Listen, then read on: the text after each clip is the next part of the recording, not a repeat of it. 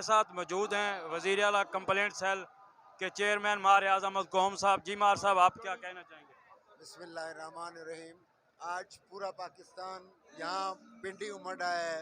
करिया करिया से लोग आए हैं, चारों सूबों से आए हैं, गिलगित बल्तिस्तान से आए हैं, आज़ाद कश्मीर से आए हैं।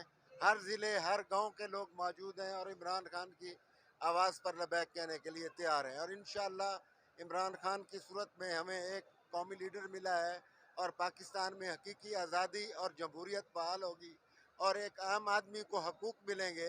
ये जो इम्पोर्टेड हुकूमत है जिसने आम आदमी के हकूक़ मार रखे हैं, ये ख़त्म हो गया और इंशाअल्लाह सही जमहूरियत का सूरज तलू होगा और तमाम लोग इमरान खान की कॉल के और उनके बात पर खड़े हैं, यकजा होकर खड़े हैं। इंशाअल्लाह जब भी इलेक्शन होगा 2 तिहाई अक्सरियत से इमरान खान साहब कामयाब होंगे और इंशाअल्लाह हम उनके साथ हैं।